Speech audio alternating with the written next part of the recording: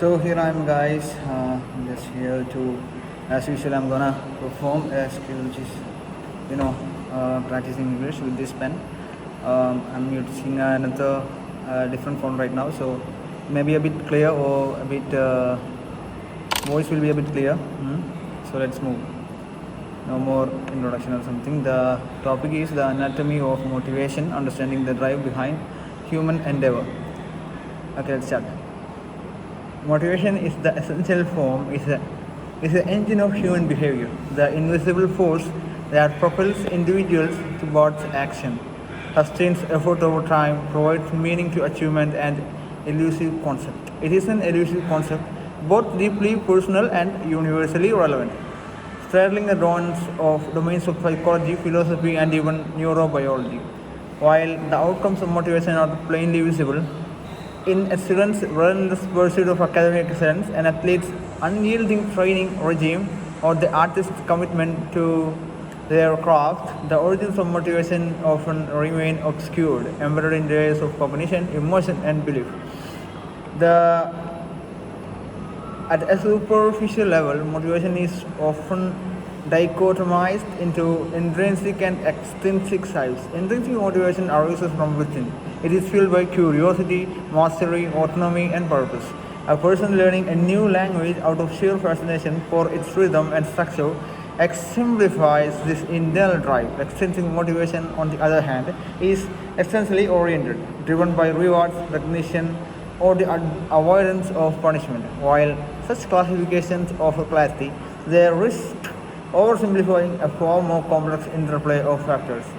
Many real-life situations involve an intricate blend of both forces, and individuals often oscillate between them depending on context, mode, or life stage. Psychologists have long grappled with underlying mechanisms that govern motivation. On influential framework, self-determination theory, Deci and Ryan, persists that human possesses three basic psychological needs: autonomy, competence, and relatedness, the fulfillment of which fosters sustainable motivation. When individuals feel in control of their actions, believe they are effective, and experience meaningful social connections, they are more likely to engage in activities greatly and persistence. This model offers an elegant explanation of why certain environments like supportive classrooms or empowering workplaces serve as a fertile ground for motivation, while others, characterized by micromanagement or isolation, extinguish it. However, motivation is not merely the byproduct of favorable circumstances. It is forged in adversely. Indeed, some of the most compelling examples of motivation behavior. Indeed, some of the most compelling examples of motivation behavior arise in conditions of scarcity, hardship, or uncertainty. The human capacity to persevere in the face of obstacles, which psychologists refer to as grit, suggests that motivation is not always linked to immediate reward or long-term outcome. Sometimes it is an act of striving itself that confers meaning.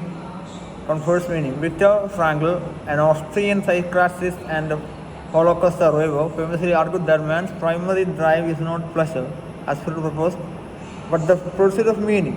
In his view, even suffering can become bearable, provided it serves a purpose. It's the main topic here. In his view, even suffering is bearable, provided it serves a purpose. The role of belief systems in shaping motivation cannot be overstated. Individuals who possess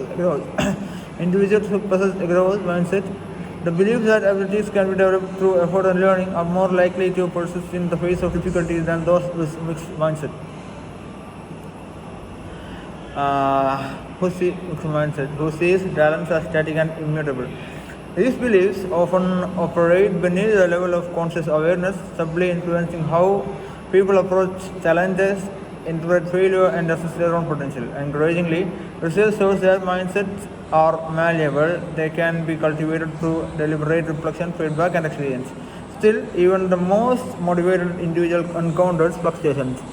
No one is perpetually driven, and moments of doubt, fatigue, or delusionment are inevitable. This is where the concept of discipline intersects with motivation. While motivation is often describes the emotional or spontaneous terms like being fired up or inspired.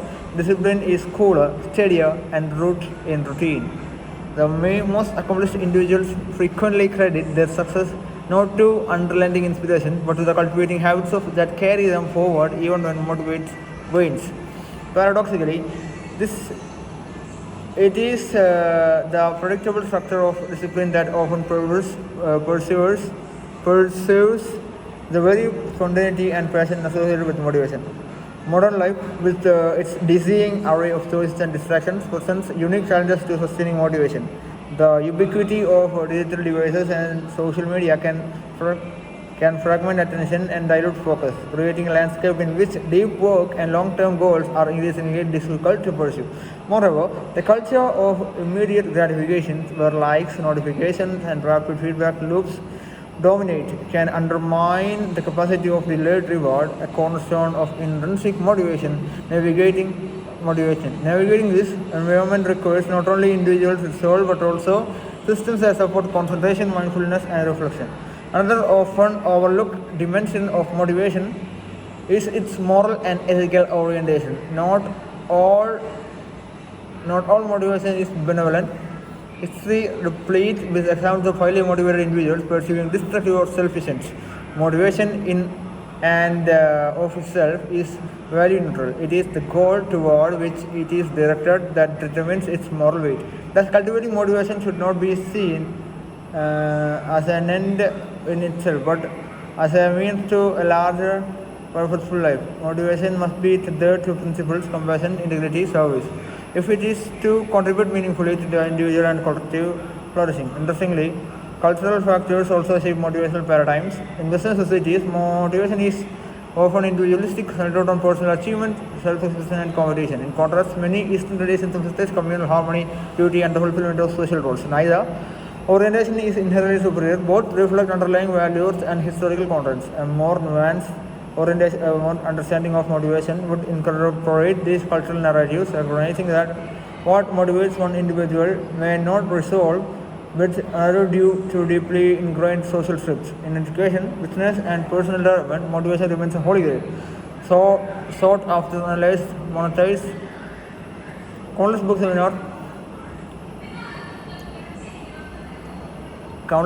seminars, and coaching programs promise to unlock the secrets of sustained drive. And yet, perhaps part of motivation enduring mystery lies in its deeply subjective nature. What moves one person profoundly may leave another entirely unmoved. Therefore, the quest to understand motivation must begin with introspection. What matters to me? Why do I do what I do? Why do I do what I do? What I am willing to endure and for what purpose? In conclusion, motivation is not static trait to be worshipped or simple tool to be hated. It is a dynamic, evolving process that mirrors the complexity of human condition. To be motivated is to be alive, to care, to strive. And in a world that often prizes efficiency over meaning, perhaps the greatest act of persistence is to pursue one's goal with intention, depth, and heart. So that's it for today. I think I've done it better than the days that I've been doing this. So I think my pronunciation is a bit different right now. I feel like it's that. It may not be correct, or you might feel like it's not different. It's only 4 days, but I feel like I have done something. I've been continuing this for 4 days at least. So yeah, I feel I'm doing it. I feel like I'm doing it, and I'll do it. I'm determined. I'm just hoping that I can do it tomorrow and the day after tomorrow and the day after tomorrow until I achieve the position which I believe that I'll achieve.